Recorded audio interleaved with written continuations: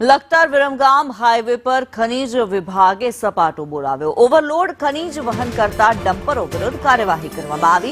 Black trap ભરેલા overload 2 dumper ઝડપાયા છે। લખતર બસ સ્ટેન્ડ નજીક ખાણ ખનીજ વિભાગ દ્વારા કાર્યવાહી કરવામાં આવી છે।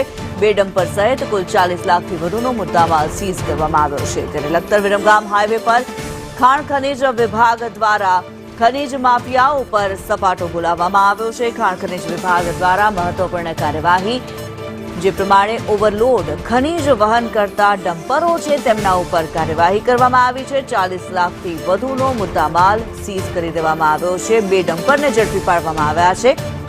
લખતર વિરમગામ હાઈવે પર ખાણ ખનીજ વિભાગ દ્વારા સપાટો બોલાવવામાં આવ્યો છે। કાર્યવાહી કરવામાં આવી છે। ઓવરલોડ ખનીજ વહન કરતા ડમ્પરો વિરુદ્ધ આ કાર્યવાહી